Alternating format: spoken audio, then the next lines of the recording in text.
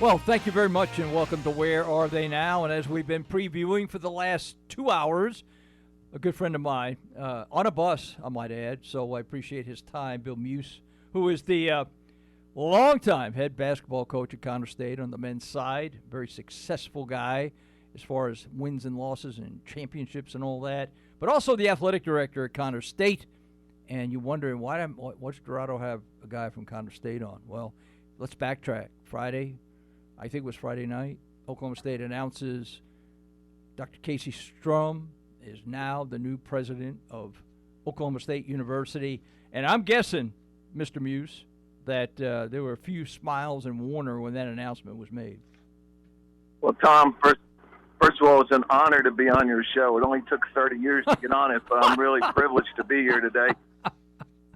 Anyway, we are excited and thrilled that Dr. Casey Strum is the new president of Oklahoma State University. It is an honor for us, and we're just, really proud of her.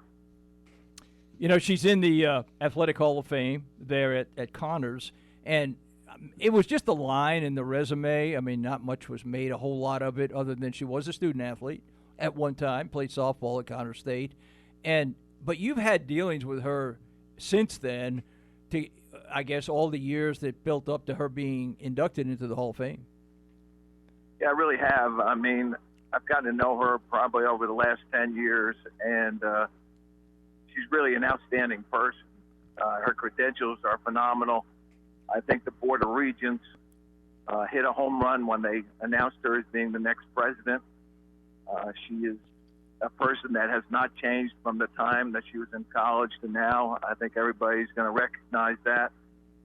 And I think she's going to be a tremendous supporter for athletics.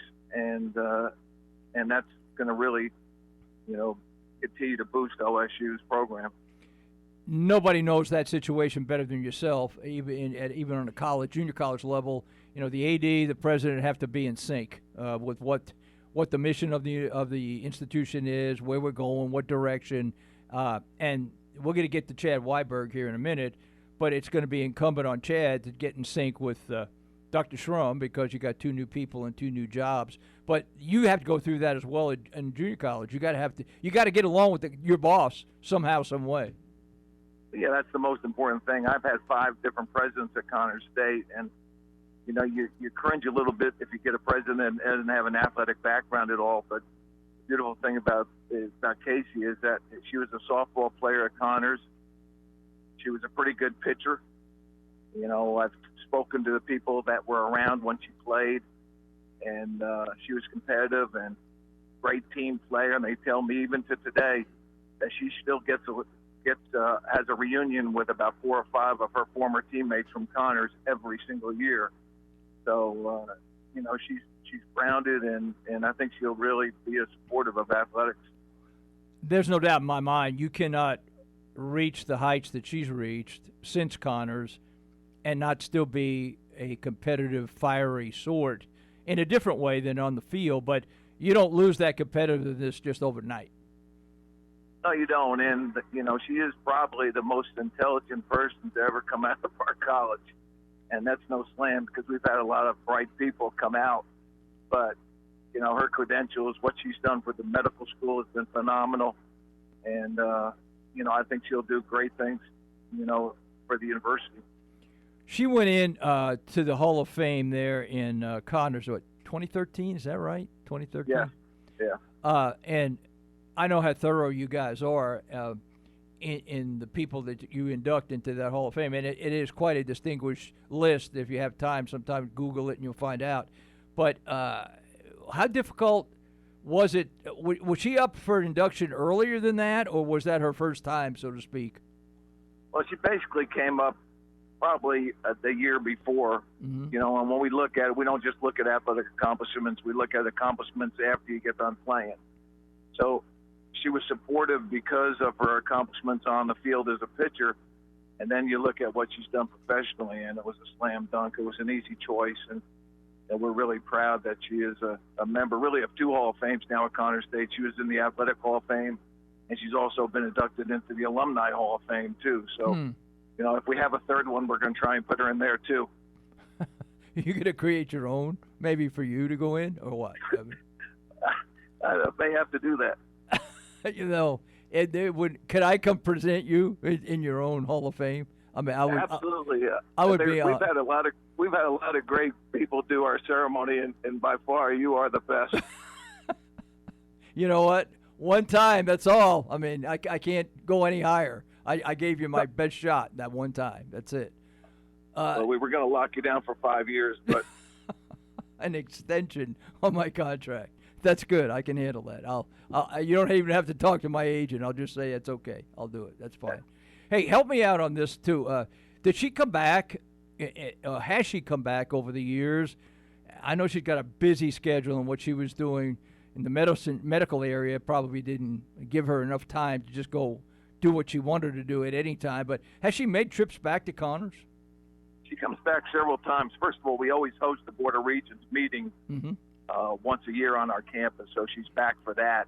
But her children are very much involved in agriculture, as you can imagine, and we have one of the best agricultural camps in the country with Jerry McPeak, a former legislator, called Be a Champ Agricultural Camp for Livestock Judging. And she brings her kids now. A couple of them are older and out of school, but his camp's been going on for a good 35, 40 years, and they grew up through the camps, and she would bring them back every year. You know, she's not that far away. I mean, Coweta, I know that, having been over there and spent time there and coached there and all those things, I know how close it is to Warner. Although that day I came down to Warner, I think I needed a guide dog to get me there because I was calling you on the phone. Now, where do I go? Make a right, make a left here? But the fact is, she knows her way to Warner is what I'm saying. And that, I got to feel like, I don't want to put words in her mouth, but Connors has to have still a special place in her heart. Well, you know, it was interesting. After she got elected president, I sent her a text, and she said that exact same words. She said to me, "I love Connors State College."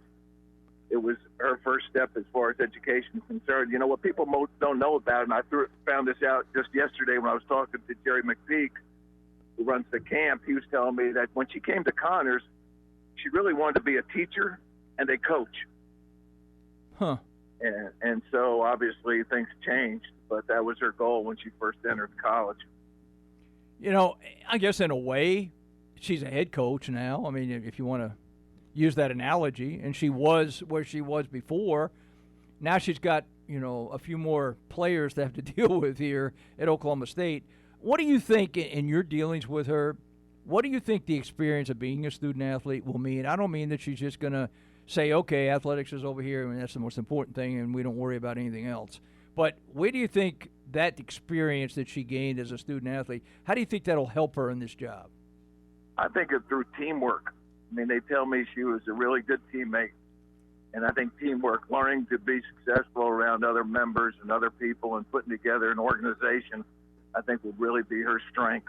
And I think she'll really rely on other people's opinion. And I think that will really help her as a leader in this position. I've relayed this story before. I had a president who will go nameless over the years that I was here once tell me, and I said, how hard is it to be the president of a university? He said that you have a lot of publics to have to serve, but he said, I can tell you right off the bat, if you don't get along with academics and you don't get along with your staff, then you don't have a chance. Now, that might have been a bit dramatic, and this guy didn't last a whole lot longer, so maybe he was telling me his life story. However, that is true. You got a lot of publics you have to serve. Yeah, absolutely, and you got to be a great fundraiser. I think she's proven that with the medical school. At one time, the medical school was in trouble before she basically took it over. She came up with some outstanding ideas to keep it going, and now it's really doing well. But I think her experience as leading the medical school will slide her into this position really easily because she's been in that leadership role for several years now.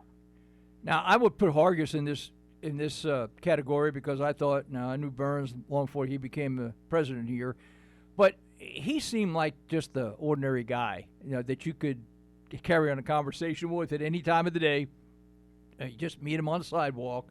Does she fit that mold where she's a good people person, at least in your dealings with her? Yeah, she really does, and she meets people very well. But as I mentioned a little bit earlier, she's not going to change. I mean, how she was 5 years ago is how she is now. And this position, I don't believe is going to change her at all. I think that she's going to be who she is, and very friendly, and I think she'll represent the university very well. I've heard some comments from people that know her family. I don't think know her so much over in Coweta, but Cowetta's it's bigger than a small town, but nonetheless, I think they still live there.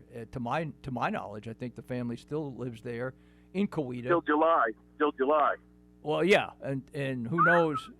Well, she could still have a residence there and live in the residence here, kind of like you do. I mean, right. you got a house in Florida that you run off to, but occasionally you come back to Warner and live there. So I mean, you're a good example of what I'm talking about. But no, you're right. But Coweta's, I mean, it's a bedroom community. I understand. My daughter and grandkids grew up there, so I know all about Coweta. But the fact is, she hasn't given up those roots either.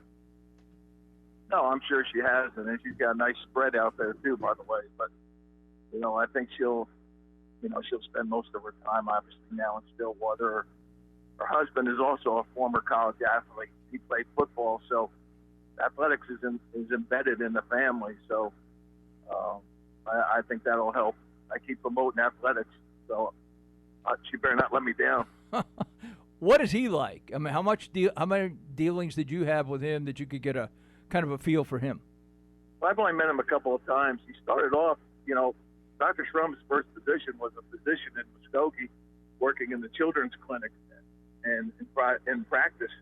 And then he owned a fitness center at the same time, mm-hmm. and it was very successful. And then when she started moving up the ladder, he's basically he sold his fitness center, and so, but he seems to be very supportive of her career, which is really important. Well, I know everybody's excited to get her on board full time and be over here all the time and start dealing with the people and the various publics that she has to deal with. I'm sure she'll do it piecemeal as we get to it, but I wanted to get at least your opinion, because I knew what it was before you went on. So these are kind of rhetorical questions. That's a big word for me, huh? Big rhetorical. Yeah, but really. You were thinking that too, weren't you? I'm sure you were. But yeah. the fact is, you've known her, you've talked to her, and I knew from the get-go you guys were real happy when that announcement came out.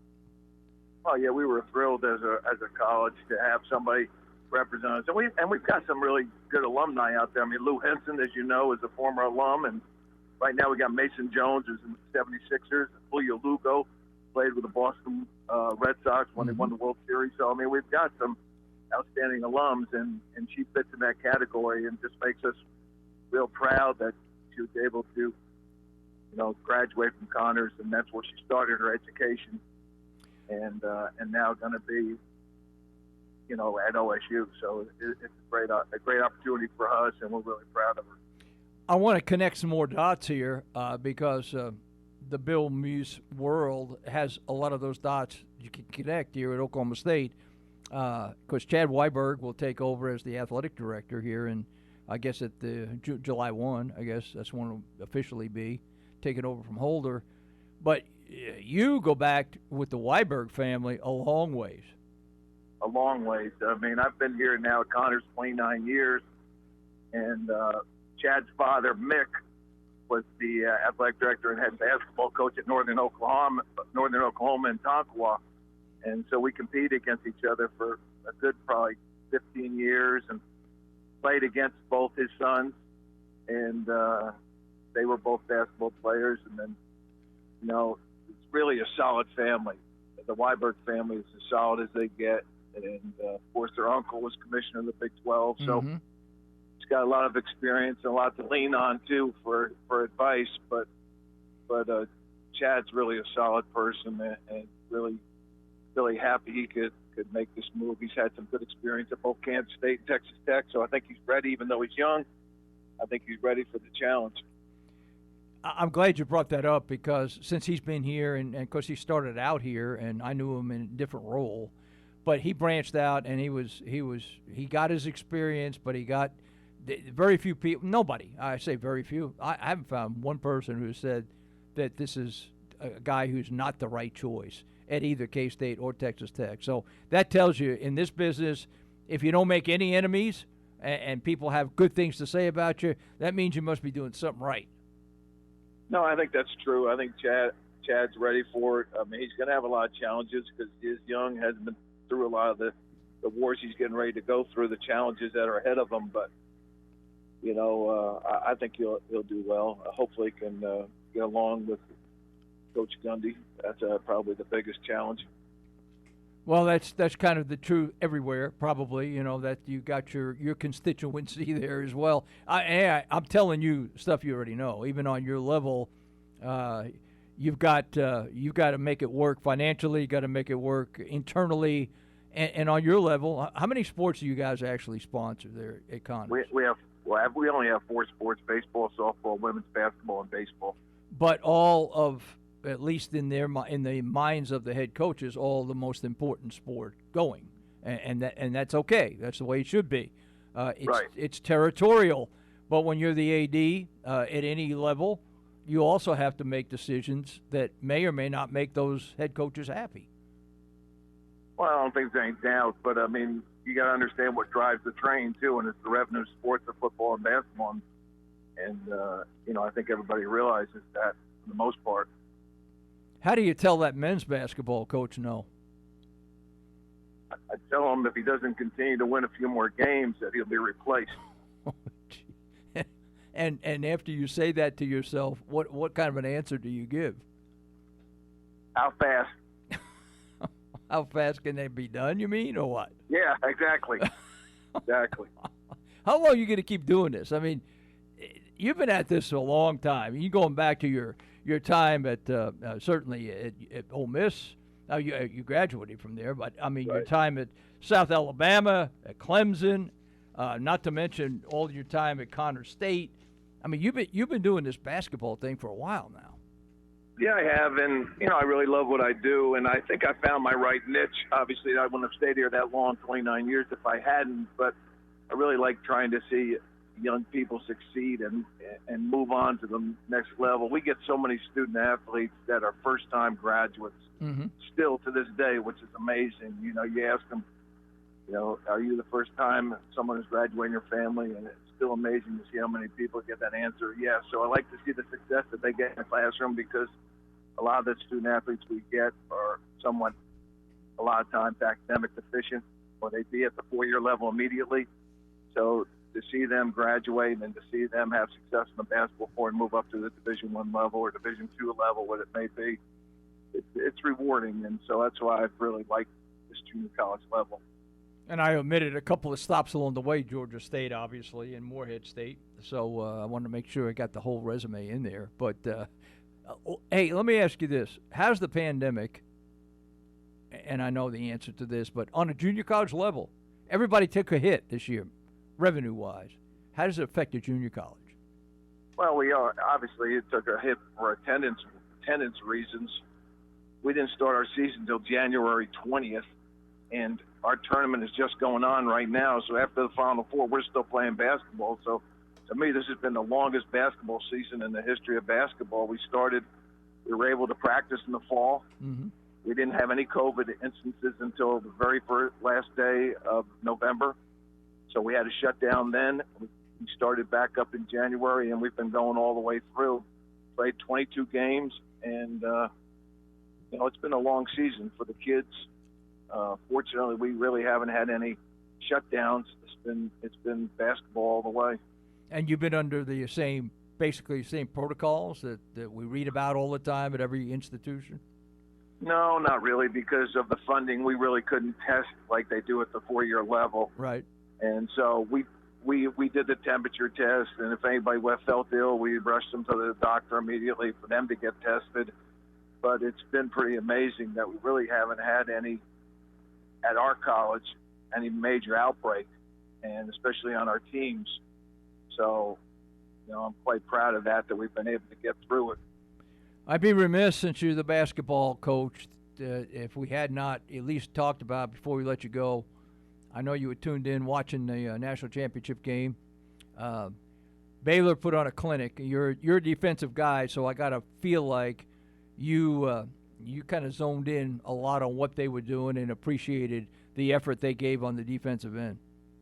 Oh, it was tremendous, and I hate to be an excuse type guy, but when you really look at Gonzaga, they played that overtime game, had to lay everything on the floor, where Baylor had a fairly easy game against Houston. And I think it showed up that very next day. There was only 1 day recovery for those guys. Mm-hmm. If they had a little bit more time, I think it would have been a more competitive game. But you got to give credit to Baylor. They jumped on them from the opening tip. Their defense just smothered them, and then they just dominated the entire game. It really wasn't. I guess if you're a Baylor fan, it was a great game to watch, but it wasn't really a great game. It wasn't overly exciting. No, especially after it got to be 29-10. I think everybody had a pretty good idea what was going on. But I want to go back to the defensive side again. I made this comment. When coaches come off a floor, and I'm not saying Mark Few felt this way, but he had to feel like there were times when Baylor had 8 guys playing defense against his 5. I mean, there was no place for them to go. No, and I think quickness and speed showed up drastically in that game. I think they were a little tired, but I could see a big difference between the athletic abilities of the Baylor team and the athletic abilities of Gonzaga. Speed and quickness was very, very evident in that game. Something you like to have at your place, for sure, right? That speed and quickness thing going on. Yeah, you need it. You absolutely need it. Kids any different now than when you started? Have you made the change? Have you had to change your way of dealing with them? Yeah, you have to change. Kids have changed so much, and what you can say, and what you can do, and how you can act are completely different than it was when I first got in this game. That's aimed at me. I know, right? You're aiming that right at me, even though people exactly. can't. Thank you. And social media has changed the game too, because you got to be careful. You can be exposed so fast, and unfortunately, if you got to change with the times, or you're going to get left behind. That's a good way to go out. That's a good lecture, because I have to agree. I probably would have been left behind a long time ago. All right, so do I have to call you and remind you, you're going to call me when you have the all-sports banquet and all that again? You're my number one MC. I mean, you did such a fabulous job. But, I just hope it's not another 30 years before I get on the show, because I'll be 90. I don't know how old you'll be, about 120 probably. That's true. And I don't know if either one of us would be able to do an interview back in those days if we go 30 more years. Hey, Muse, I promise you it won't be 30 years, okay? Okay. Appreciate it, Tom. And I'll get you on even sooner than that. Appreciate your insight, though, with Dr. Schrum. You gave us a lot of kind of a different view, if you will, of the new president, and I know you'll be watching closely from Warner to make sure that you can encourage her along the way. I think she's a good choice, and I know she can't wait to get going. So, hey, I appreciate your time as always. Yeah, one thing I feel good about is if I get sick, I got her cell number, so I feel comfortable that I can get a diagnosis real quickly. But I think most people probably listen to your show are athletic supporters, and they can be confident that her being a former athlete, that they're in good hands as far as their support of athletics. I kind of like that idea. That's a good way to go out. Hey, appreciate your time. Have a good trip back to Warner. All right, thanks. Good night, calling. All right, buddy. See ya. Bye-bye. That's Bill Muse.